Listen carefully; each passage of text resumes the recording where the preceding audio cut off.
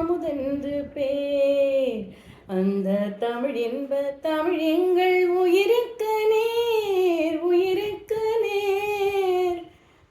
யாமறிந்த மொழிகளிலே தமிழ் மொழி போல் இனிதாவது வேறு எங்கும் காணோம் அப்படின்னு மகாகவி பாரதி சொல்லியிருக்கார். இன்று உலக தாய்மொழி தினம். நிஜமாவே தமிழ் மொழி ரொம்ப அருமையானது. அதில் வர வார்த்தை பிரயோகங்கள் மற்ற மொழிகளில் பண்ண முடியுமா அப்படின்றது தெரியல. சும்மா ஒரு உதாரணத்துக்கு இந்த சும்மாங்கிற வார்த்தையை எடுத்துப்போம். இந்த வார்த்தை ஒரு ஒரு தடவை அதை நம்ம பயன்படுத்தும் போதும் வேறு வேறு அர்த்தத்தோடு வரும்.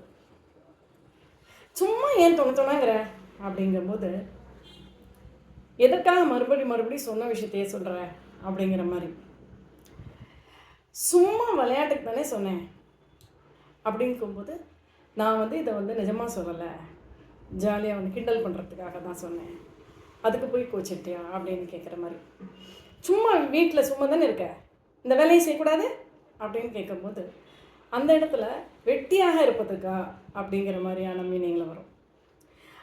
சும்மா அந்த பக்கமாக வந்தேன், அப்படியே உங்களை பார்த்துட்டு போகலான்னு வந்தேன் அப்படிங்கும்போது இந்த வேலையாக நான் வரல, கேஷுவலாக தான் வந்தேன், அப்படியே உங்களை பார்த்துட்டு போகலாம் வந்தேன் அப்படின்னு குழந்தைங்க சொல்லுவோம்.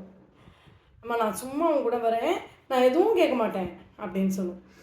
அப்போது நான் எந்த ஒரு விதையும் வாங்கிறதுக்காகலாம் வரல அப்படிங்கிற மாதிரியான ஒரு அர்த்தத்தோடு வரும். அதே மாதிரி சும்மா அவங்கள்ட்ட போய் கொஞ்சம் நேரம் பேசிட்டுறேன்,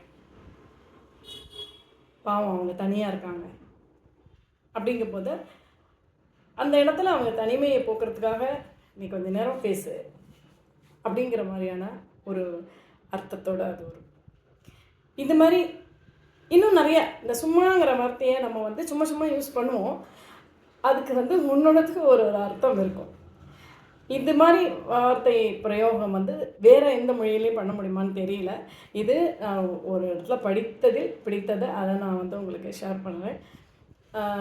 இந்த வீடியோவை அப்படியே சும்மா பார்த்துட்டு போகாமல் நீங்களும் சும்மா ஒரு 10 பேருக்கு இதை ஷேர் பண்ணி என்ஜாய் பண்ணுங்கள். பாய்.